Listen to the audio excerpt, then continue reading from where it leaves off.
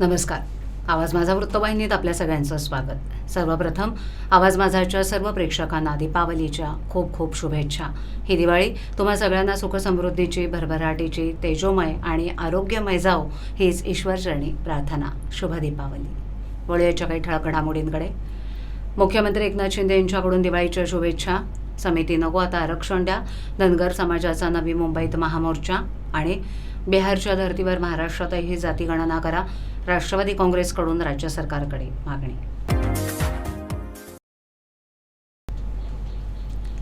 आपल्या महाराष्ट्राच्या सर्वस्पर्शी विकासाचं स्वप्न साकार व्हावं यासाठी आणि जगानं गौरवपूर्ण वाटचालीची दखल घ्यावी यासाठी प्रयत्नांची पराकाष्ठा करूया असा निर्धार व्यक्त करत मुख्यमंत्री एकनाथ शिंदे यांनी राज्यातील जनतेला दिवाळीच्या मनपूर्वक शुभेच्छा दिल्यात.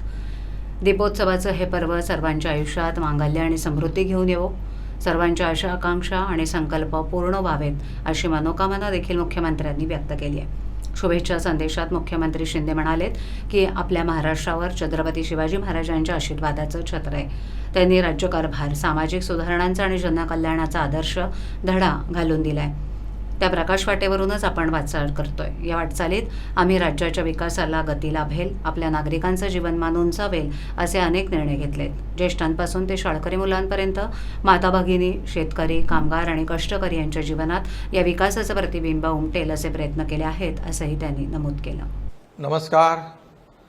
राज्यातील सर्व जनतेला दिवाळीनिमित्त मनपूर्वक शुभेच्छा. दीपोत्सवाचं हे पर्व सर्वांच्या आयुष्यात मांगल्य आणि समृद्धी घेऊन येवो, आपल्या सर्वांच्या आशा आकांक्षा आणि संकल्प पूर्ण होत अशी मनोकामना व्यक्त करतो. दिवाळी आपल्या सगळ्यांच्या आयुष्यात आनंद, सुख, आरोग्य आणि भरभराट आणते. प्रकाश आणि ऊर्जेचा हा उत्सव आपण त्याच उत्साहानं साजरा करूया. आपण निसर्गपूजक आहोत. आपले सण देखील तोच संदेश देतात. म्हणूनच स्वच्छतेचा कटाक्ष बाळगूया, प्रदूषण टाळूया. सणांचा आनंद घेताना पर्यावरणाची काळजी घेण्याची जबाबदारीसुद्धा आपली सगळ्यांची आहे हे लक्षात ठेवून सण साजरे करूया. महाराष्ट्रावर छत्रपती शिवाजी महाराजांच्या आशीर्वादाचं छत्र आहे. त्यांनी सामाजिक सुधारणांचा आणि जनकल्याणाचा आदर्श घालून दिला आहे. त्या प्रकाश वाटेवरूनच आपण वाटचाल करत आहोत. पहिल्याच मंत्रिमंडळ बैठकीत आम्ही सरकार लोकाभिमुख, सर्वसामान्यांना आपलं वाटेल असं स्पष्ट केलं आहे.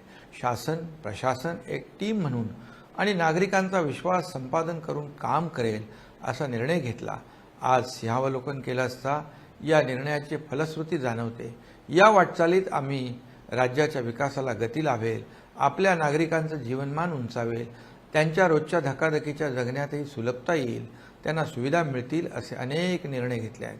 ज्येष्ठांपासून ते शाळकरी मुलांपर्यंत, माता भगिनी, शेतकरी, कामगार आणि कष्टकरी यांच्या जीवनात या विकासाचं प्रतिबिंब उमटेल असे प्रयत्न आम्ही केले आहेत आणि अविरतपणे करत राहू. महाराष्ट्राच्या सर्वस्पर्शी विकासाचं स्वप्न पाहिलं आहे. महाराष्ट्राचा सर्वांगीण विकास हाच आमचा ध्यास आहे. त्याचा आम्ही वारंवार पुनरुच्चार केला आहे. ही वाटचाल अशीच सुरू राहावी यासाठी आम्ही एकजुटीने प्रयत्नशील आहोत. राज्यातील जनतेच्या आयुष्यात आनंद यावा, त्यांची स्वप्न साकारावीत म्हणून आपलं सरकार लोकांच्या हितासाठी प्रामाणिकपणे काम करते आणि पुढे देखील करीत राहील असा विश्वास या पवित्र सणानिमित्त मी देतो. पुन्हा एकदा सर्वांनाच दीपावलीच्या हार्दिक शुभेच्छा. शुभ दीपावली. जय हिंद, जय महाराष्ट्र. सरकारनं 50 दिवसांचं आश्वासन देऊनही धनगर आरक्षण अंमलबजावणी केलेली नाही. त्यामुळे संतप्त झालेल्या धनगर समाज बांधवांच्या वतीनं सकल धनगर समाज महाराष्ट्र माध्यमातून नवी मुंबई इथे महामोर्चा काढण्यात आला. समिती नको आता आरक्षण द्या, धनगर आरक्षण, एसटी आरक्षण अंमलबजावणीसाठी अशा घोषणा देत मोठ्या संख्येनं धनगर समाज या आंदोलनात सहभागी झाले होते. धनगर समाजाला आरक्षण मिळावं यासाठी महाराष्ट्रभर विविध आंदोलनं, निदर्शनं झाली. चौंडीमध्ये तर 21 दिवसांचं उपोषण झालं.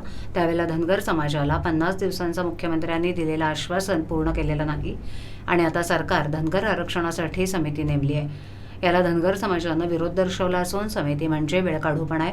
त्यामुळे आता समिती नको, धनगर आरक्षण अंमलबजावणी करा या मागणीसाठी सकल धनगर समाज महाराष्ट्र यांच्या वतीनं खारघर ते नवी मुंबई, CBD बेलापूर येथील कोकण विभागीय आयुक्त कार्यालयावर भव्य महामोर्चा काढण्यात आला.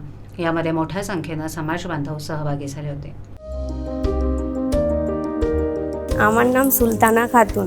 আমার বাচ্চার বয়স 2.5 বছর। আমার বাচ্চা ইঞ্জেকশন টাইমে নিত। আমার বাচ্চার শরীর অসুস্থ হওয়ার কারণে আমার বাচ্চা কিছু ইঞ্জেকশন নিতে পারেনি। আমি খুব ভয় পেয়ে গেছিলাম এটা নিয়ে, আমি কি করব, অনেক কিছু হয়ে গেছে। তারপর আমি দেখলাম আমি কি করে কি করতে পারবো।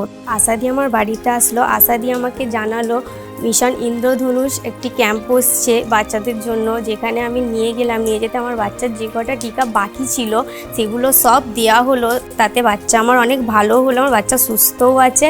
আমি ধন্যবাদ করতে চাই আশাদিকে এবং মিশন ইন্দ্রধনুষকে।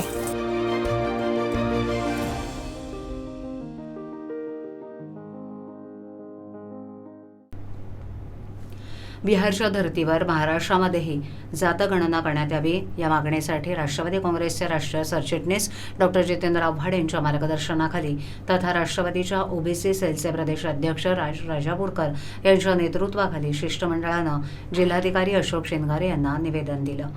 राष्ट्रवादी काँग्रेसच्या ओबीसी सेलचे प्रदेशाध्यक्ष राजापूरकर, राष्ट्रवादीचे शहराध्यक्ष सुहास देसाई, कार्याध्यक्ष प्रकाश पाटील, महिला कार्याध्यक्ष सुरेखाताई पाटील, ओबीसी जिल्हाध्यक्ष मुकेश पाटील, ठाणे ओबीसी सेलचे अध्यक्ष गजानन चौधरी इत्यादींच्या शिष्टमंडळानं जिल्हाधिकाऱ्यांची भेट घेऊन निवेदन दिलं। राष्ट्रवादी काँग्रेसनं दिलेल्या निवेदनानुसार नुकतेच बिहारमध्ये स्वतंत्रपणे जातनिहाय जनगणना पार पडली आहे। तामिळनाडू, छत्तीसगड आणि इतर अनेक राज्यांनी सुद्धा ओबीसी जनगणना केल्या असून त्याच्या राज्याच्या विकासासाठी त्याचा उपयोग झालेला आहे। महाराष्ट्रातही जातनिहाय जनगणना करण्याबाबतची गेल्या कित्येक वर्षापासूनची मागणी प्रलंबित आहे। देशातील अनुसूचित जाती जमातींची जातवार जनगणना करून 150 वर्ष होत चालली आहेत। स्वातंत्र्यानंतर भारत सरकारनं फक्त अनुसूचित जाती आणि जमाती यांची जातनिहाय तर इतर सर्वांची एकत्रित गणना करण्याचं धोरण स्वीकारले। यातून इतर मागासवर्गीय वंचित राहिलेत।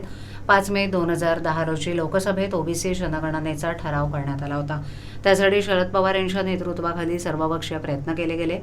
त्यातून 2011 ते 2014 मध्ये केंद्रानं सामाजिक आणि आर्थिक जातगणना केली, मात्र त्याची आकडेवारी राज्यांना दिली गेली नाही।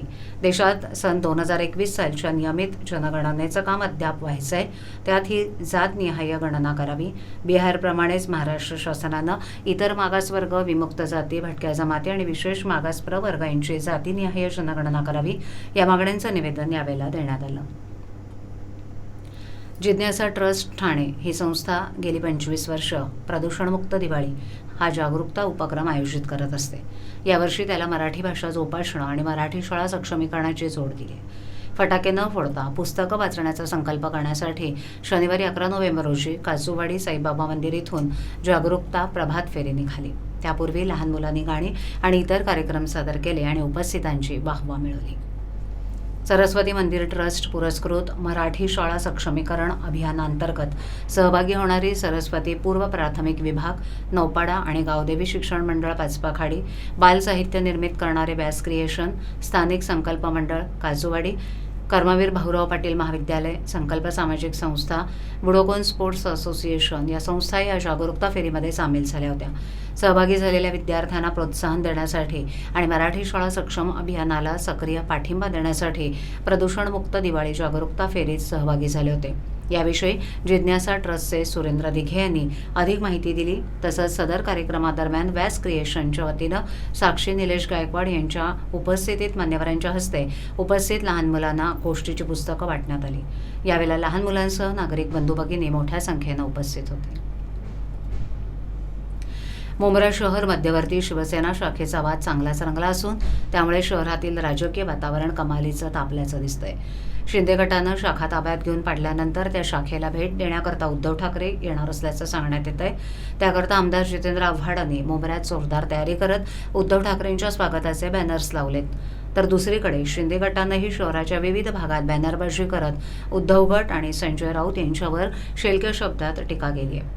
संजय वाटोळेचं पाप भाडेतत्वावर दिली। मुंब्रा शाखा अशा आशयाचे बॅनर्स लावून त्याखाली मजकुरात उद्धव ठाकरे, संजय राऊत यांच्यावर शेलक्या शब्दात टीका करत निशाणा साधलाय। एकीकडे आव्हाडांनी स्वागताचे बॅनर्स लावले असताना दुसरीकडे ठाणे शहरातील उद्धव गटाकडून याबाबत कोणतीही प्रतिक्रिया आली नाही। कल्याण लोकसभा क्षेत्रातील उद्धव गटाच्या नेते अथवा कार्यकर्त्यांनीही या वादापासून स्वतःला लांब ठेवल्यानं आश्चर्य व्यक्त होतंय। उद्धव ठाकरे हे आज मुंब्रा येथील वादग्रस्त शाखेला भेट देणार आहेत। त्यापूर्वीच मुंबऱ्यात राजकारण मोठ्या प्रमाणावर तापलं असून शाखेला जर भेट देण्याचा प्रयत्न केला तर आम्ही त्याला विरोध करणार आहोत, असं यावेळेला शिवसेना शिंदे गटाचे प्रवक्ते नरेश म्हस्के म्हणाले. मुंबऱ्यातील झोपडपट्टीमध्ये राष्ट्रवादीचे कार्यकर्ते 500-500 रुपये वाटत फिरतायत. उद्धव ठाकरे यांच्या स्वागताला या म्हणून, असं देखील यावेळेला नरेश म्हस्के म्हणाले. हे बघा, शिवसेना शाखा आहे, त्या ठिकाणी आम्ही उपस्थित राहणार. जर त्या शाखेवर येण्याचा प्रयत्न केला तर आम्ही त्याला विरोध करणार. आणि राष्ट्रवादी, अहो त्या मुंबऱ्याच्या झोपडपट्टी भागामध्ये ते राष्ट्रवादीचे पदाधिकारी फिरत आहेत, 500-500 रुपये वाटत आहेत उद्धव ठाकरेंच्या स्वागताला या म्हणून. ही एवढी वाईट परिस्थिती तुमच्यावर. जितेंद्र आव्हाडाला पैसे वाटावे लागतात तुमच्या स्वागताला येण्याकरता, माणसं गोळा करण्याकरता. हो, आमदारी घालवले, खासदारी घालवले, लोकप्रतिनिधी घालवले, तर उरली सुरलेली सुद्धा घालू नका.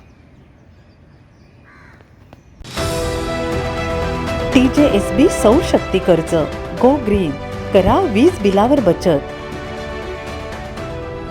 आकर्षक व्याजदर, 84 महिने परतफेड कालावधी, 80% लोन, व्यावसायिक आणि उद्योजकांकरता सुद्धा. अधिक माहितीसाठी तुमच्या जवळच्या शाखेला भेट द्या किंवा संपर्क साधा. 1800-223-466 आणि 1800-266-3466.